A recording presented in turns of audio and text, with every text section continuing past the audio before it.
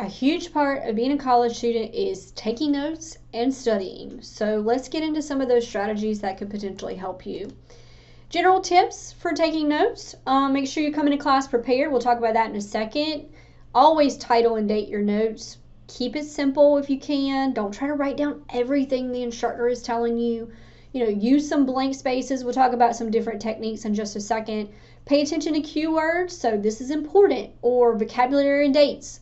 And then if you're able, this is big, review and edit your notes within 24 hours.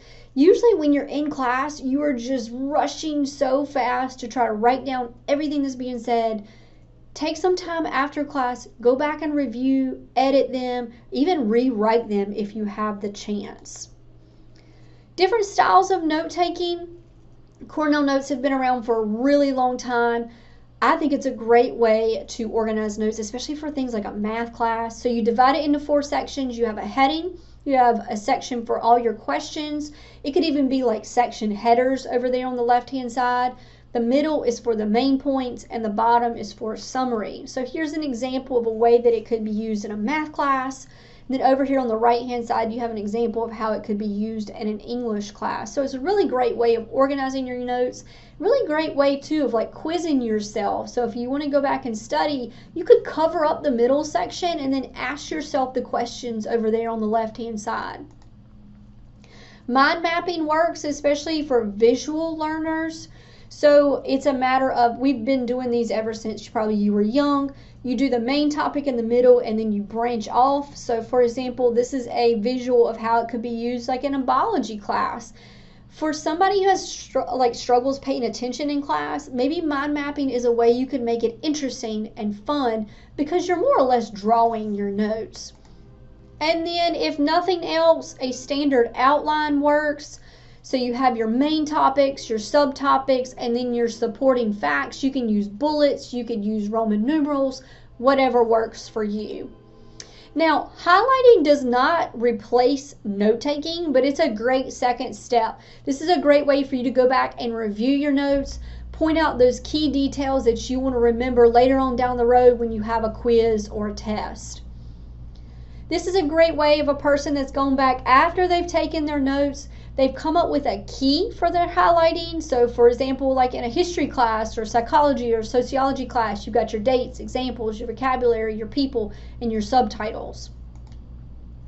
Make sure you invest in your note-taking. So when you go to class, of course you can use your laptop, but I always tell students a great way to actually remember things is to write it down rather than typing it.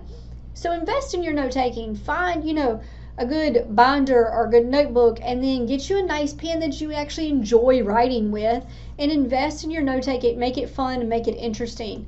Now, if you like the idea of doing, like, for example, Cornell Notes, you can actually download templates for free in Word, and you can print them. Again, free printing in the Map Center, put them in a binder, and that can help you organize your notes. You can also buy Cornell notebooks off like Amazon or Walmart. Some general study tips for you as a college student.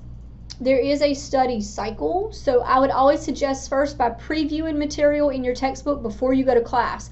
That way it's not brand new when you walk in for the first time. Make sure you're going to class, or if you're taking those online classes, watch the instructional videos. Take notes as you go. If you're not understanding something, ask questions. Don't be afraid to raise your hand. Now, after you've gone to class or you've watched that video, make sure you go back and review it. Don't wait for a week from now to go back and review it because you're not going to remember it. Review it maybe that night or a couple of days later. Go back and reread your notes, fill in gaps, develop questions if you have them. Study throughout. Don't wait until the night before. We all know that's common sense, but don't wait for the night before the exam to be like, you know what, I'm going to cram this last 3 weeks into one study session. Have several study sessions throughout each week where you're going back and reviewing that material. The greatest way to learn something, as I mentioned in a previous video, is to check to see, could I teach this to somebody else? If you could teach it to somebody else, then you know it.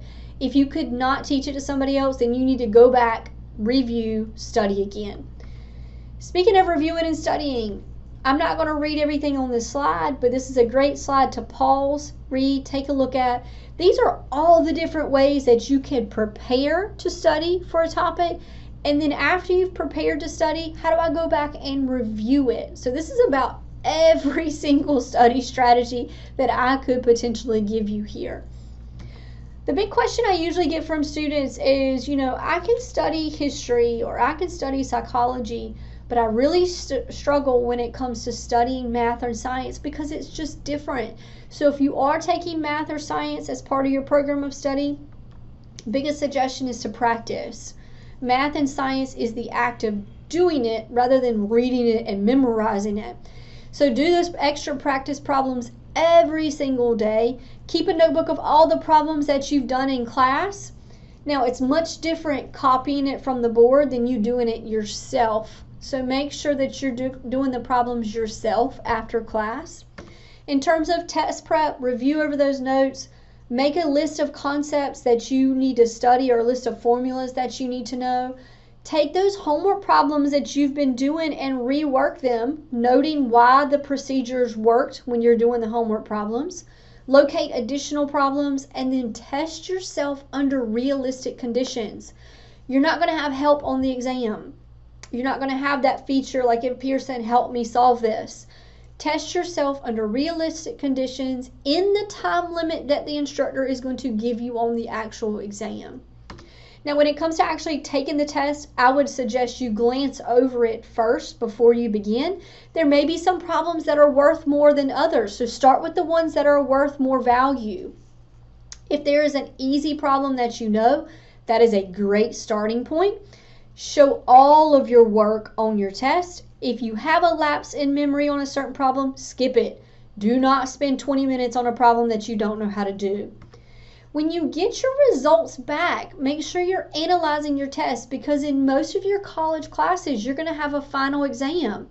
So make sure you understand, and if you didn't do well, go to that instructor's office hours, sit down with them, and work through those problems together.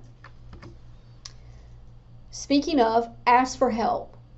Do not wait to the end of the semester to say, oh my gosh, I didn't understand that particular exam. Ask for help in the moment. Get together with one of your classmates or get together with your instructor. Now, at some point in college, you're going to have to just memorize things. It's just a fact of life. So with that being said, what are some memorization techniques that you can incorporate? Memory is like a muscle. The more it's used, the better it's going to get. So use your whole mind to remember. Create those associations with things that we already know. It's not like memorization when you were in elementary school where everything was brand new. Now that you're adult, you have some things you could tap into previously that you can relate it to your previous learning, and that's what's going to help you memorize things. Create those associations. Again, just like I mentioned, link information to familiar ideas or personal experiences. Use repetition. So make flashcards, read material out loud. Repetition is not something you can do the night before the exam. So this is something you want to do weeks before the prior exam. Our brains can only remember about 5 to 9 pieces of information at one time. So this is why you've got to spread that information out. Create acronyms or acrostics. Our brains love acronyms.